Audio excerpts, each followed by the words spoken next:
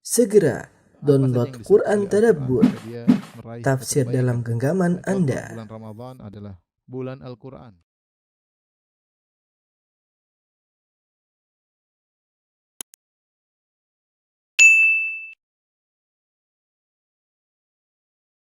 Bismillahirrahmanirrahim. Assalamualaikum warahmatullahi wabarakatuh.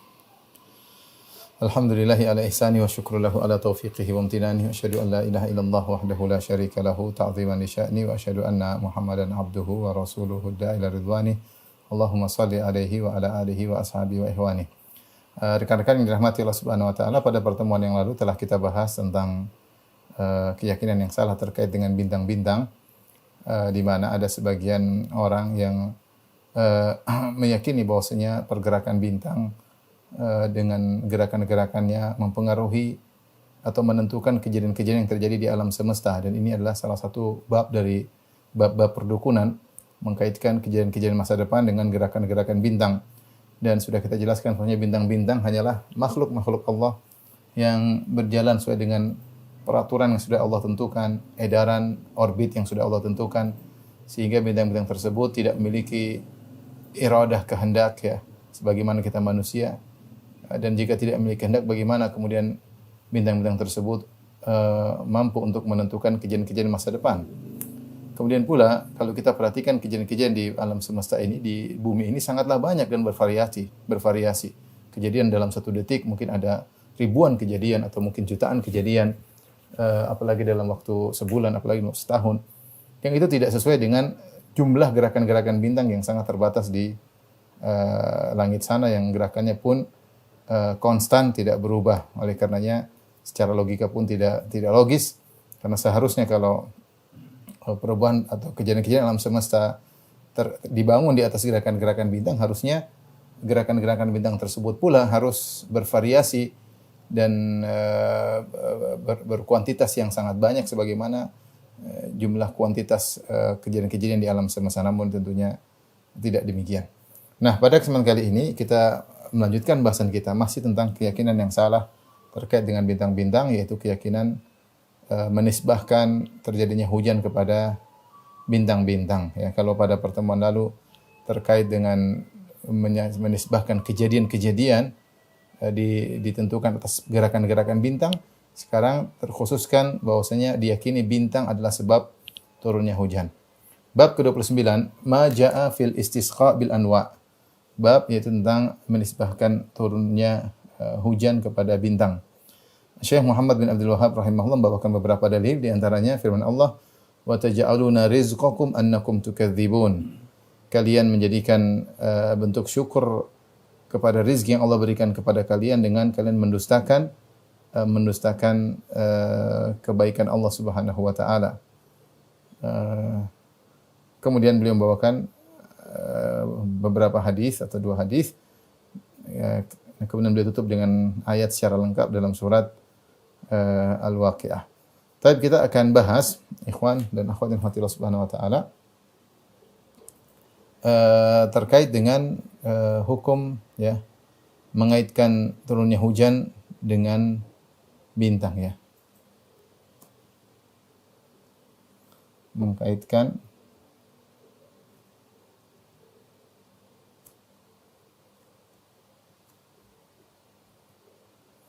turunnya hujan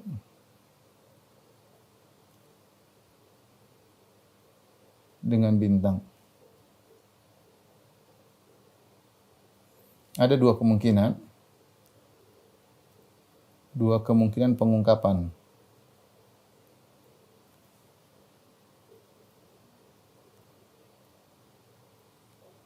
Yang pertama diungkap dengan menggunakan huruf ba. Huruf ba yang artinya dengan. Seperti dikatakan mutirna binau'i kadza, ya. Mutirna bi, lihat bi, nau'i kadza. Ya, di sini bi. Mutirna artinya kami diberi hujan. Artinya kami dicurahi hujan. Kami dicurahi hujan dengan bintang itu. Bintang ini atau bintang itu ya. Di sini menggunakan bi ya, di sini pakai bi ya. Mutirna bi. Kemudian yang kedua dengan menggunakan fi.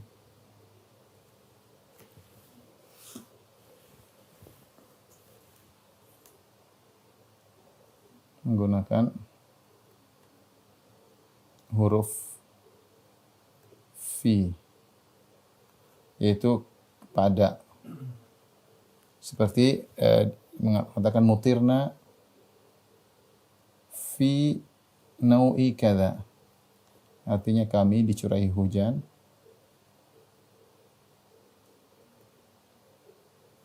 pada bintang itu. Baik, perhatikan sini fi pada ya. Adapun menggunakan mutirna menggunakan bi, mutirna binau'i kadza, maka ini ada dua kemungkinan juga ya. Dua kemungkinan.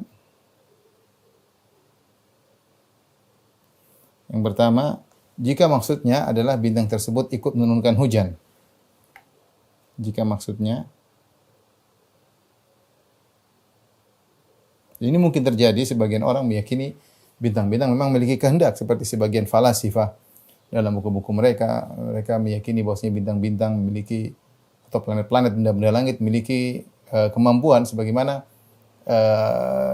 kaum yang pernah dihadapi oleh Nabi Ibrahim alaihissalam, yang mereka kemudian meyakini benda-benda langit ikut mengatur. Sehingga ada di antara mereka menyembah matahari, di antara mereka menyembah rembulan, di antara mereka menyembah bintang. Jika maksudnya bintang ikut bersama Allah menurunkan hujan. Tentu ini adalah syirik ya. Ini hukumnya apa? Syirik akbar. Syirik akbar terkait dengan rububiyah. Karena meyakini ada mudabbir, ada pengatur selain Allah ya. Dalam tauhid rububiyah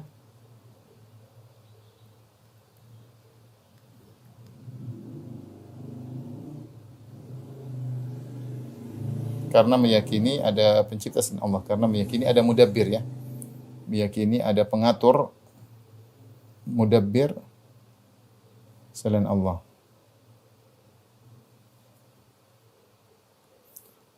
Baik, tentu ini kita tahu bahwasanya tidak ada yang mencipta, la khalaqa illallah wa la raziqa illallah wa la mudabbira illallah wa la malika illallah. Tidak ada yang mencipta kecuali Allah, tidak ada yang memiliki alam semesta kecuali Allah, tidak ada yang mengatur alam semesta kecuali Allah Subhanahu wa taala. Kemudian yang kedua,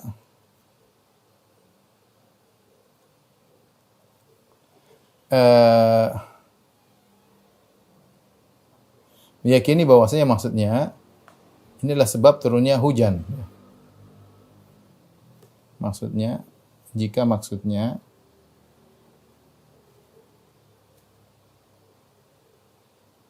bintang tersebut merupakan sebab turunnya hujan.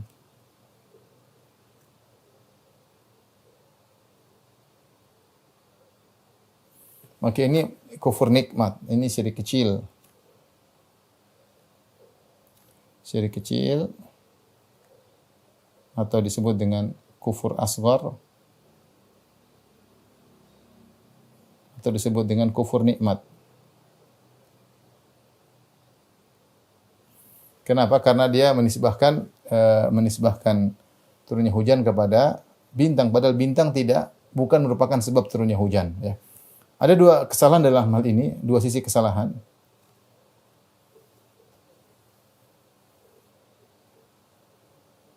Yang pertama, salah karena bintang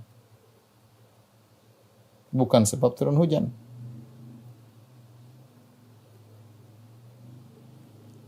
Turun hujan misalnya apa? Angin. Allah mengatakan wa huwa alladzi yursilur riyaha busyran baina yaday rahmatih. Tersebab turun hujan, Allah kirimkan angin sebagai tanda kabar gembira akan turunnya hujan, yang di mana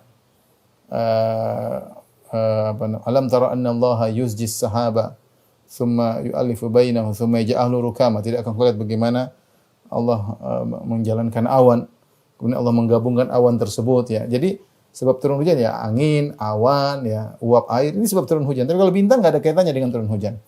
Jadi dua kesalahan pertama salah karena bintang bukan sebab turun hujan. Kesalahan kedua, jikapun bintang sebab turun hujan,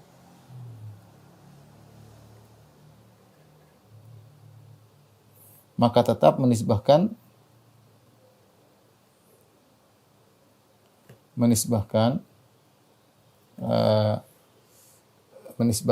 kenikmatan kepada Allah. Ini seperti perkataan laula fulan lakuntu kadza. Kalau bukan si fulan mungkin saya sudah begini. Kalau bukan dokter mungkin saya sudah mati. Kalau bukan karena polisi mungkin saya sudah kecopetan atau saya sudah dicuri, saya sudah dirampok. Ini semua tidak boleh. Meskipun polisi sebab keselamatan, dokter sebab keselamatan, tapi ketika kita sedang berbicara tentang nikmat, kita harus menyandarkannya kepada Allah. Maka ketika kita menyandarkan kepada sebab, itu disebut kufur nikmat. Kufur nikmat. Maka menjadikan suatu sebab bukan sebab syirik kecil, menyandarkan nikmat kepada sebab juga syirik kecil. Jadi dua-duanya syirik kecil. Perhatikan sini. Meyakini suatu yang bukan sebab sebagai sebab.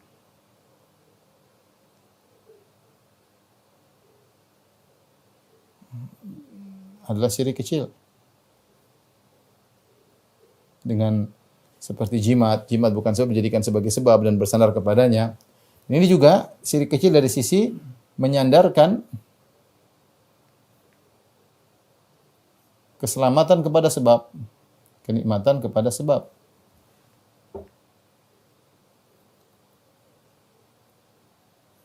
Ini juga adalah syirik kecil. Seperti firman Allah Subhanahu wa taala, ya'rifuna nikmatallahi tsumma yunkirunaha. Mereka mengetahui nikmat-nikmat Allah kemudian mereka mengingkarinya. Itu disebut dalam tafsir, itu perkataan orang ketika di tengah lautan ombak begitu besar, kemudian Allah selamatkan mereka. Ketika Allah selamatkan mereka, mereka mengatakan, kalau bukan karena kelihayan nahkoda kita, tentu kita sudah tenggelam.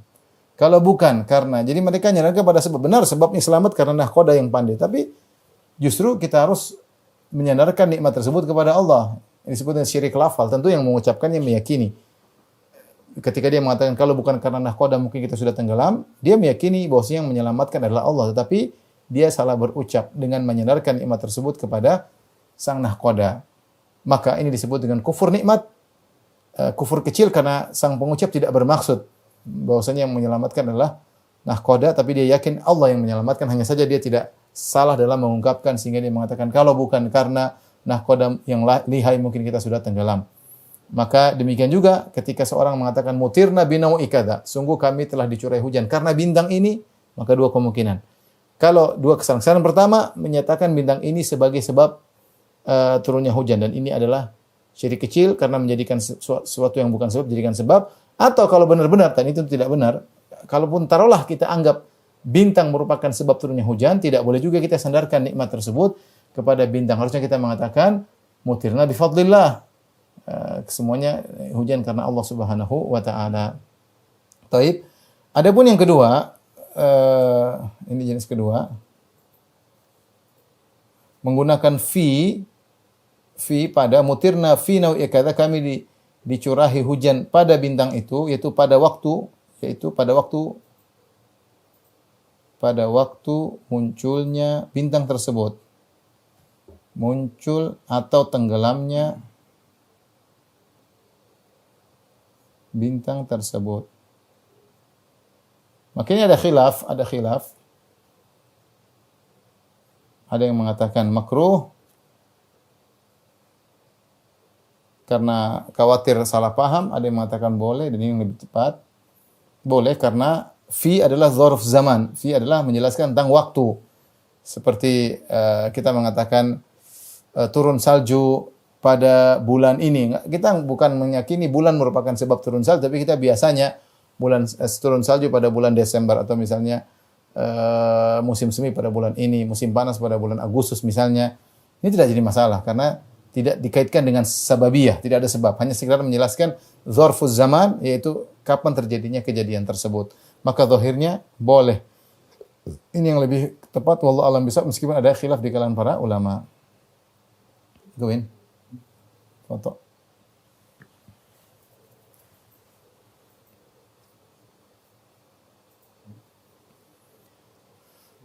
Baik, kita lanjutkan.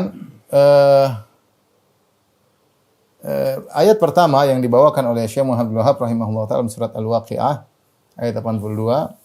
Wa taj'aluna rizqakum annakum tukadzibun, dan kalian membalas rezeki yang telah Allah kurniakan kepada kalian dengan mendustakannya. Ini ayat ini dijadikan dalil untuk membantah orang-orang yang menyandarkan nikmat hujan kepada bintang. Kalian mensyukuri hujan tersebut, tapi kalian kufur kepada Allah, mendustakan Allah dengan menisbahkannya kepada bintang. Enggak boleh. Harus kita mengatakan mutirna bi fadlillah. Ya, kita dicurahkan hujan dengan karunia Allah. Bukan kita sandarkan, malah sandarkan kepada bintang. Makanya sebagian ulama menafsirkan wa taj'aluna syukra rizqikum bi annakum tukadzibuna Allah bi nisbatir rizqi ila ghairillah. Kalian mensyukuri rizki yang Allah berikan kepada kalian berupa hujan dengan berdusta kepada Allah. Dusta tersebut di mana kalian menyandarkan rizki hujan kepada selain Allah, itu kepada bintang-bintang. Baik, dalil pertama kita selesai. Kemudian kita lanjutkan hadis kedua atau dalil kedua berupa hadis. Hadis kedua dari Abu Malik Al-Asy'ari radhiyallahu anhu, Rasulullah SAW bersabda, "Arba'un fi ummati min amril jahiliyah." Kata Nabi sallallahu alaihi wasallam, 4 perkara dari perkara-perkara jahiliyah pada umatku.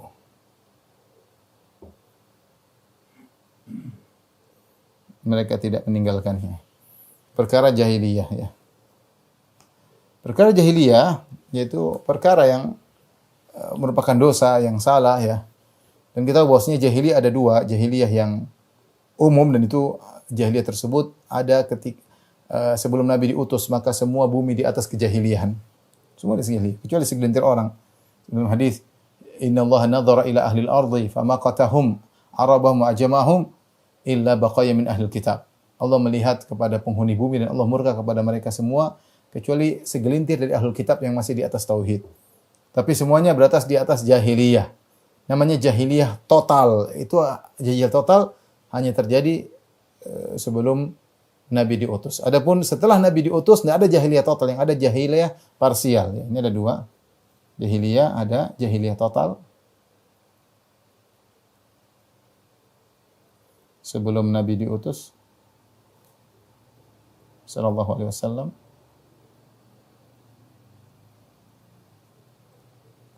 Kemudian jahiliyah parsial.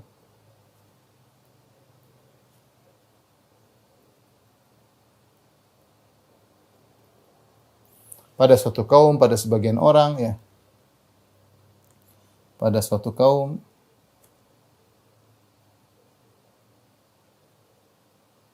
ya, hanya sebagian, tidak seluruh kaum. Pada sebagian orang.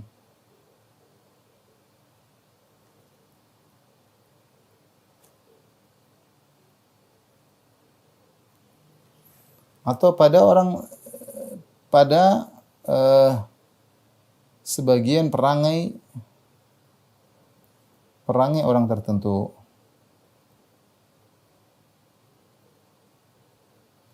Ini maksud saya. Intinya tidak ada namanya jahiliyah totalitas.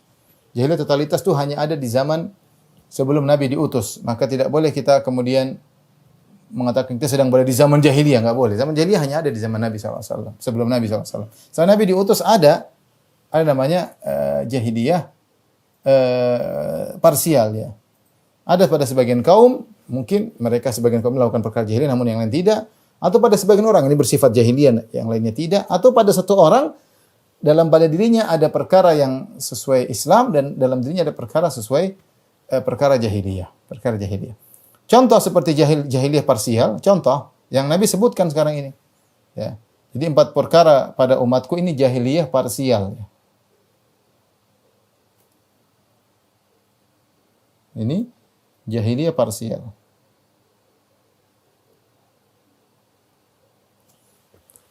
Seperti Rasulullah sebutkan arba'un fi ummati min amril jahiliyah. 4 perkara dari umatku yang merupakan perkara jahiliyah. Apa saja 4 perkara tersebut? Perhatikan yang pertama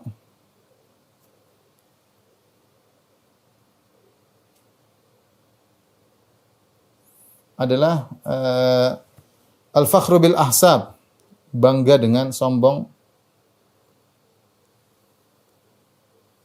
dengan kedudukan. Yang kedua, at-ta'nu fil ansab, mencela nasab. Yang ketiga adalah istisqa bin nujum, menisbahkan hujan kepada bintang. Ini yang jadi pembahasan kita. Itu termasuk perkara jahiliyah.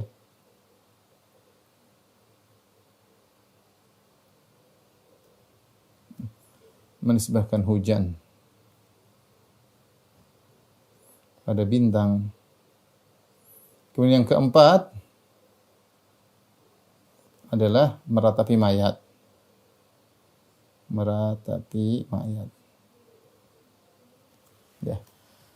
Ini perkara jahiliyah parsial, tidak secara totalitas ya. Di antara contoh perkara jahiliyah parsial, contoh ya seperti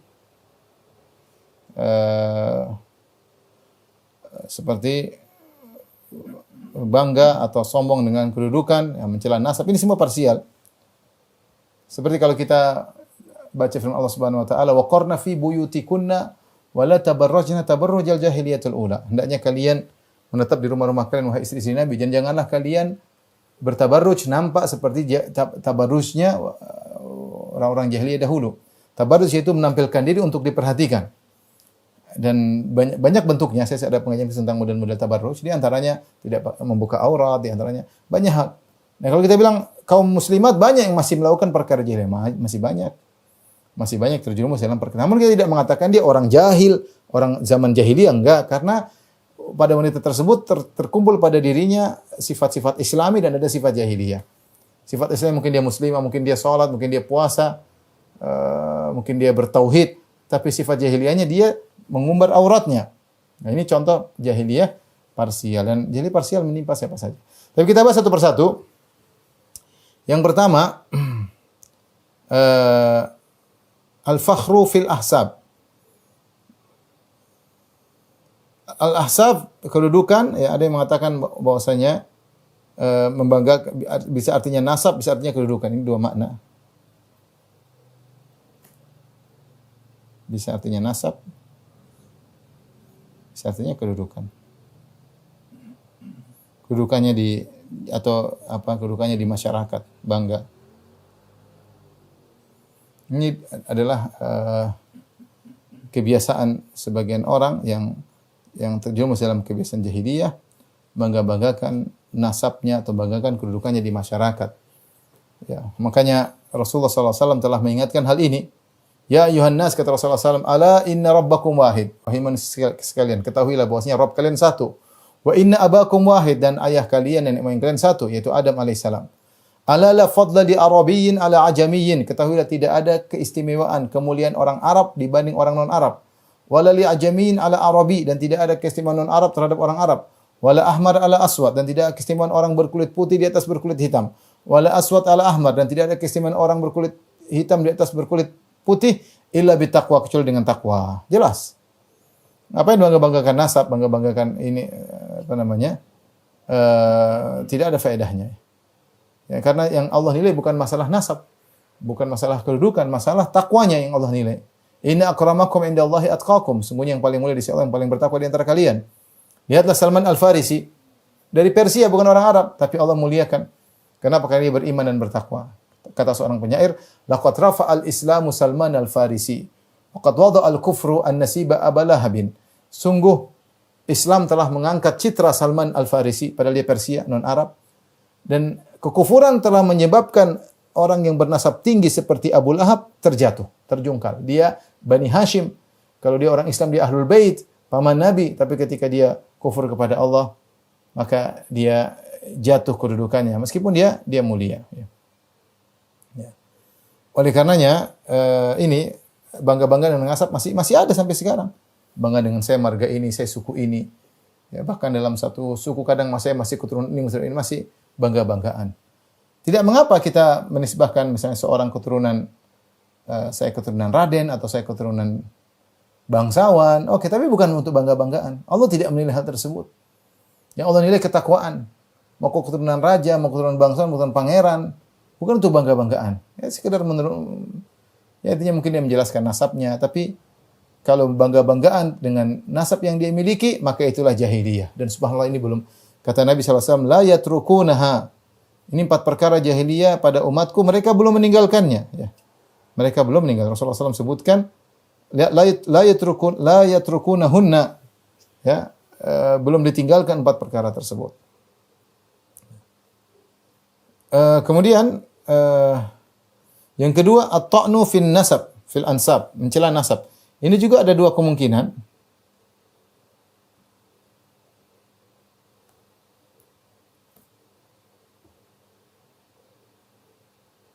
Dua kemungkinan.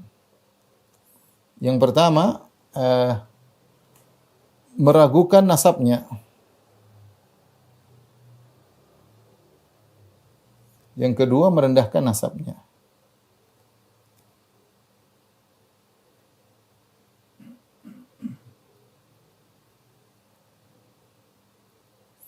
Meragukan nasabnya, misalnya tidak percaya bahwasanya engkau berasal dari keturunan ini, tidak percaya engkau suku ini, tidak percaya ini, tidak boleh, kita enggak boleh meragukan nasab seorang. Dalam hadis an-nas mu'tamanuna ala ansabihim, ya. Atau disebutkan bahwasanya orang-orang itu dipercayai sesuai dengan nasab mereka. Artinya kalau ada orang mengatakan saya nasabnya sekian, ya kita percaya aja, enggak ada masalah. Kalau dia berdosa, maka urusannya dengan Allah Subhanahu wa taala. Karena itu dosa besar. Orang mau keturunan ini ternyata tidak benar. Seperti hadis Nabi SAW, Rasulullah mengingatkan, "Man da'a ila ghairi abihi." Siapa yang mengaku dia keturunan orang lain yang padahal itu bukan bapaknya, wa huwa ya'lamu annahu ghairu abi, padahal dia tahu itu bukan bapak dia, bukan nenek moyang dia, fal jannatu alaihi haram. Maka surga haram baginya. Karena Islam memperhatikan nasab, keturunan, ya, garis keturunan. Ketika seorang mengaku saya keturunan ini, saya keturunan kiai ini, saya keturunan habib ini, saya keturunan nabi ini, saya keturunan, ternyata tidak benar dan dia tahu itu tidak benar, maka haram baginya masuk surga. Ini ancaman. Maka asalnya kalau orang mengabarkan saya nasabnya sampai ke sini, kita benarkan aja. Banyak. Seperti zaman sekarang orang mengaku, sebagian mereka mengaku ahlul bait, ada yang mengaku keturunan Hasan dan Hussein, ada yang mengaku keturunan misalnya ahlul bait dari sisi Al-Abbas. Ya, saya ketemu orang seperti itu. Ada teman juga dari keturunan Al-Abbas bin Abdul Muttalib, ya. Ada yang dari Ali ini, ada yang bahkan ada yang dari keturunan Abu Lahab, ya, karena keturunan juga adalah ahlul bait. Kita mengatakan tidak perlu kita dustakan, ya, apalagi kalau mereka punya pohon nasab, ya. Kalau ada yang membantah seperti sebagian orang mengkritiki, mempelajari sejarah pohon nasabnya, kemudian ada sebagian orang tidak percaya, ya, urusan masing-masing. Tapi hukum asal kalau orang mengaku saya keturunan ini, kita benarkan, ya. Kita benarkan. Kecuali kalau di balik itu ada konsekuensi hukum yang harus dikerjakan. Seperti di sebagian daerah seperti di Madinah, saya tahu ada wakaf. Wakaf tersebut hanya boleh diberikan kepada orang yang keturunan tertentu, ya. Seperti itu ada misalnya dari Libya atau dari Maghrib al-Arabi, dari Maroko, ya. Ada sebagian orang kasih wakaf tapi keturunannya harus menuntut ilmu dari negeri ini misalnya. Nah, kalau dia mengatakan saya berasal dari negeri ini, harus kita periksa karena untuk mengetahui apakah dia berhak mendapatkan wakaf tersebut atau tidak, ya. Ini contoh kalau di balik pengetahuan tentang nasab tersebut ada konsekuensi hukum, maka tidak mengapa kita harus periksa, tidak langsung kita benarkan. Tapi kalau nggak ada konsekuensi hukum, nggak ada masalah. Orang mengaku ya urusannya dengan Allah Subhanahu wa taala. Mengaku saya keturunan inilah, keturunan kiai inilah, keturunan sunan inilah, masing-masing, ya. Yang jelas kalau dia tahu dia bohong, dia haram masuk surga. Ini maka tidak boleh kita meragukan nasab seseorang kecuali kita punya dalil atau bukti. Yang kedua, tidak boleh mencela nasab, maksudnya merendahkan nasabnya. Ini sering terjadi, saling mencela tentang suku. Entah sukunya dari suku tertentu. Dan ini pernah terjadi, seorang sahabat Abu Dzar radhiyallahu anhu pernah mencela seorang dengan memanggilnya, sahabat yang lain, ya benas sauda. wahai putra wanita yang berkulit hitam. Wahai putra wanita berkulit hitam. Maka orang ini pun sahabat yang dikatakan putra wanita berkulit hitam, ada yang mengatakan adalah Bilal radhiyallahu anhu yang adalah dari Habasyah, lapor kepada Nabi sallallahu alaihi wasallam. Maka Nabi sallallahu alaihi wasallam pun marah dan dia panggil Abu Dzar dan dia mengatakan, Rasulullah SAW berkata, "A'ayyartahu bi ummihi innaka mru'un fika jahiliyah." Kata Nabi sallallahu alaihi wasallam, apakah kau mencela Bilal dengan mencela ibunya? Wahai Abu Dzar, sungguhnya pada dirimu ada perangai jahiliyah. Kenapa mencela nasab? Seperti kadang-kadang kita jadi bahan bumbu, suku itu, suku ini gini. Alah, suku ini kita menghina. Padahal setiap suku ada yang orang baik, ada orang yang buruk. Jangan kita hubungi setiap suku ini pasti begitu. Tidak boleh kita mencela nasab. Tidak boleh. Ya. Kita boleh mengatakan si fulan dari suku ini biasa, suku ada yang tapi kalau sukunya kita celah secara totalitas, nggak boleh. Nggak boleh. Adapun dia, seseorang atau oknum, boleh-boleh saja. Nggak ada masalah karena oknum tersebut yang salah. Ya. Apalagi zaman sekarang merendahkan nasab, nasab ini merendahkan nasab ya. Ya. Tadi ini semua seperti sebagian orang bangga dia sebagai orang Arab misalnya, nggak boleh. Ya, la fadla li Arabi ala ajami, kata Nabi, tidak ada keistimewaan orang Arab dibanding orang non Arab kecuali dengan takwa. Nggak ada. Nanti ada lagi Yahudi bangga, saya Yahudi apa, orang Arab apa, dia yang merendahkan orang. Kalau orang Arab bangga dengan selain non Arab, Yahudi bangga di atas orang Arab. Nanti suku lain lagi bangga lagi di atas suku Yahudi, macam-macam, tidak akan selesai. Kita suku di tanah air banyak suku. Nanti satu suku, saya suku ini bangga dibandingkan suku lain. Ini semua jahiliyah. Allah tidak pernah lihat suku-suku tersebut.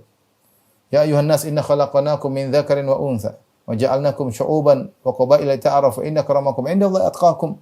Manusia sekalian, kata Allah, kami jadikan kalian bersuku-suku berbangsa-bangsa agar kalian saling mengenal. Sungguhnya yang paling mulia di sisi Allah yang paling bertakwa. Itu barometer Allah ya tentang ketakwaan. Maka tidak boleh kita bangga dengan nasab kita. Tidak boleh kita merendahkan orang lain dengan nasab kita. Kalau Allah mentakdirkan kita keturunan raja, keturunan raden, keturunan tauku, keturunan ningrat, bukan itu bangga-banggaan. Ya. Siapa yang lebih hebat daripada Abu Lahab, pamannya Nabi, Ahlul Bait, ketika masuk neraka? Siapa lebih hebat daripada orang Yahudi, keturunan para nabi, Bani Israel, yaitu anak-anaknya Israel, Nabi Yakub bin Ishak bin Ibrahim, luar biasa. 3 nenek moyang mereka langsung silsilah Nabi, apalagi kalau keturunan Nabi Yusuf. Silsilah Nabi, orang Yahudi, silsilah Nabi. Kakek mereka Yakub bin Ishak bin Ibrahim. Terus kemudian mereka bangga kami keturunan para nabi, yang mereka di neraka. Banyak di antara mereka yang tidak beriman di neraka, ya. Jadi tidak perlu kita bangga nasab. Nasab kita mau lebih kal dengan nasab Yahudi, mana lebih hebat? Ya, nasab Yahudi, kita ini keturunan siapa sih? Keturunan Nabi Adam alaihissalam. Tapi mereka langsung silsilah 3 nabi. Yusuf, Yakub bin Ishak bin Ibrahim. Terus tapi kalau mereka ternyata kufur kepada Allah, tidak ada faedahnya, tidak ada faedahnya. Oleh karenanya kita, kalau sebagian orang memiliki nasab, dia boleh bahagia. Ya, tetapi dia saya keturunan ningrat, tapi bukan itu yang dicari oleh Allah. Dicari oleh Allah adalah ketakwaan. Maka jangan terpedaya dengan nasab. Ya, kata Rasulullah SAW, man batta'a bihi amalahu lam yusri' bihi nasabuh. Rasulullah jelas mengatakan, siapa yang amalnya lambat, nasabnya tidak akan buat dia cepat. Artinya nasab tersebut tidak ada faedahnya. Kalau dia amalnya rendah, malas-malasan, bersandar pada nenek moyang, ya percuma ya. Tapi yang ketiga di antara perkara jahiliyah parsial, al-istisqa'u bin nujum, menisbahkan hujan kepada bintang. Zahirnya Rasulullah SAW berbicara tentang kufur kecil, ya. Kufur kecil, karena inilah yang kata Rasulullah SAW, fi ummati, pada umatku masih berjalan. Zahirnya Rasulullah SAW berbicara tentang kufur kecil. Zahirnya terkait dengan syirik kecil. Karena Rasulullah SAW mengatakan pada umatku, yaitu menisbahkan hujan kepada bintang. Yang keempat, meratapi mayat. Meratapi mayat ini adalah banyak wanita terjerumus dalam hal tersebut, ya. Rasulullah SAW melarang, ya, dan dosa besar ketika seorang meratapi mayat, ya. Rasulullah SAW mengatakan wan niyaha 'alal mayyit, yaitu meratapi mayat. Kemudian Rasulullah SAW, an-naihatu idza lam tatub, seorang wanita yang meratapi mayat jika tidak bertobat qabla mautiha, sebelum dia mati dia tidak bertobat dari perbuatan ratapannya tersebut, tuqamu yaumal qiyamati wa 'alaiha sirbalun min qatiran, maka pada hari kiamat kelak dia akan dibangkitkan dalam kondisi dijadikan baginya pakaian yang terbuat dari cairan tembaga yang panas, wa dir'un min jarab, dan dia dipakaikan mantel atau baju kurung yang terbuat dari gatal. Jadi dia pakai gatal badan tubuhnya sebagai bentuk kesan kepada dia karena dia suka meratapi mayat. Kita tahu bahwasanya seorang kalau ada keluarga yang meninggal, kita menangis wajar. Itu rahmat dari Allah berikan pada kita. Tapi kalau kita meratapi dengan menyebut-nyebut kebaikannya, oh dia dulu begini, seakan-akan kita tidak ridho diambil oleh Allah. Atau dia bilang, ya Allah kenapa kau ambil dia, betapa baik orang ini, enggak boleh juga. Atau lomba-lombaan, nah, ini juga. Daripada sebagian agama itu dibangga-banggakan. Kalau bisa meratapi mayat teriak-teriak, menyebut-nyebut kebaikannya, ini dibanggakan. Menunjukkan mayat ini mulia. Ya, bahkan saya dengar kemarin sebagian orang mengatakan, di suatu tempat kalau ada mayat yang meninggal, maka didatangi orang untuk menangis. Kalau dia sudah menangis, dikasih duit. Karena menangisi mayat tersebut. Ini semua dilarang dalam Islam. Karena meratapi mayat menunjukkan ketidakridhaan terhadap keputusan Allah Subhanahu wa taala. Taib, kita lanjutkan hadis berikutnya. Imam Bukhari dan Imam Muslim meriwayatkan dari Zaid bin Khalid radhiyallahu anhu. Dia menuturkan bahwasanya suatu hari Rasulullah SAW mengimami kami salat subuh di Hudaybiyah. Setelah semalam turun hujan. Saya melaksanakan salat, Rasulullah SAW menghadap kepada orang-orang. Rasulullah SAW balik, dan itu kebiasaan Nabi SAW. Kalau selesai salat, Rasulullah SAW balik menghadap makmum. Rasulullah SAW bertanya, hal tadruna madza qala rabbukum? Tahukah kalian apa yang telah dikatakan oleh Rabb kalian? Maka para sahabat berkata, Allah wa Rasuluhu a'lam. Allah dan Rasulnya mengetahui. Lalu Nabi menyampaikan, qala asbaha ibadi mu'minun bi wa kafir. Allah berkata, bahwasanya pada pagi hari ini ada sebagian hambaku yang beriman kepadaku dan ada sebagian hambaku yang kafir kepadaku. Fa amma man qala mutirna bi fadlillahi wa rahmatihi. Adapun setelah turun hujan ini ada yang berkata dari hambaku, kita diberi hujan karena karunia Allah dan rahmatnya. Fadzalika mu'minun bi kafirun bil kaukab. Maka inilah orang yang beriman kepadaku dan kufur kepada bintang. Wa amma man qala, adapun yang berkata, mutirna bi nau'i kadza wa kadza. Kita telah diberi hujan dengan sebab bintang ini bintang anu. Fadzalika kafirun bi mu'minul kaukab. Maka ini orang yang kafir kepadaku dan beriman kepada bintang. Ini jelas bahwasanya Rasulullah menjelaskan siapa yang menisbahkan turunnya hujan kepada bintang, maka dia telah terjerumus dalam kufur. Tapi kufur sini sebagaimana kita jelaskan adalah kufur asghar. Karena menisbahkan nikmat berupa turunnya hujan kepada bintang. Harusnya dia mengatakan ini hujan dari Allah Subhanahu wa taala. Karena tadi dua kesalahan, bintang bukan merupakan sebab turun hujan. Yang kedua, kalaupun dia sebab, tidak boleh kita sandarkan turunnya hujan kepada bintang. Karena bintang tersebut tidak ada kaitannya dengan turunnya hujan. Dan kita bisa mengambil faedah dari hadis ini tentang akidah Ahlussunnah wal Jamaah bahwasanya Allah memiliki sifatul kalam, Allah berbicara kaifa syaa mata syaa. Allah berbicara bagaimana yang Allah kehendaki tidak kita ketahui dan kapan Allah kehendaki dan kepada siapa yang Allah kehendaki. Allah bukan berbicara dengan satu pembicaraan yang statis, tidak pernah berubah sejak azali, itu saja pembicaraannya. Sebagaimana keyakinan orang Asy'ariyah bahwasanya Allah pembicaraan statis dan begitu saja tidak bisa dibagi-bagi dan tidak pernah berubah-ubah, tidak terkait dengan waktu. Itu pembicaraan Allah. Karena mereka tidak meyakini adanya pembicaraan yang Allah bicarakan ini, kemudian waktu lain Allah bicara lagi yang lain. Ini mereka tidak yakini dengan syubhat yang ada pada mereka. Pembahasannya tentu pembahasan tersendiri. Tapi kita bantah dalam hadis ini jelas. Kapan Allah bertanya kepada malaikat? Atau kapan Allah berkata kepada Rasulullah SAW? Allah berkata kepada Nabi dan Nabi sampaikan kepada para sahabat, hal tadruna madza qala rabbukum laila? Lihat, Nabi mengatakan, tidakkah kalian tahu apa yang dikatakan oleh Allah malam ini? Ya, berarti Allah baru bicara. Allah baru bicara. Bukan Allah berbicara sejak zaman azali, tapi pembicaraan itu terjadi. Nabi mengatakan malam ini Allah bicara ketika tadi malam hujan. Baru Allah berbicara. Nabi sebutkan pembicaraan Allah. Allah berkata, ada di antara hambaku yang kafir kepadaku dan ada di antara hambaku yang beriman kepadaku. Pembicaraan ini ada di antara hambaku yang kafir kepadaku dan ada di antara hambaku yang beriman kepadaku. Adapun yang beriman yang mengatakan kami dihujani dengan karunia Allah dan kafir mengatakan kami dihujani karena bintang-bintang. Ini Allah bicara bukan sejak zaman azali, tapi baru Allah bicarakan setelah terjadi hujan semalam ketika Nabi di Hudaybiyah. Ini tentu membantah orang Asy'ariyah yang mengatakan bahwasanya firman Allah statis, tidak pernah berubah, satu kesatuan tidak bisa dipisah-pisah dan macam-macam lah yang mereka namakan kalamun nafsi. Kemudian ini di antara faedah di hadis ini disunnahkan bagi seorang imam ketika sudah mengiami salat untuk balik menghadap jamaah.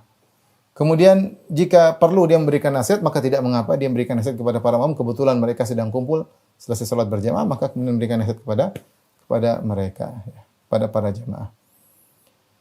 Kemudian yang terakhir dalil dibawakan oleh Syekh Muhammad bin Wahab rahimahullah taala dalam surat Al-Waqiah ayat 75 sampai 82 kita bacakan. Allah berfirman, "Fala uqsimu bimawaqi'in nujum."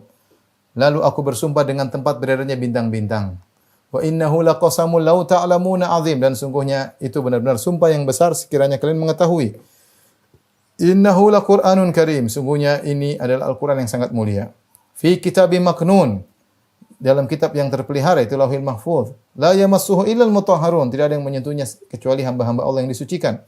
Tanzilun min rabbil alamin, yang turun dari Rabb pencipta alam semesta.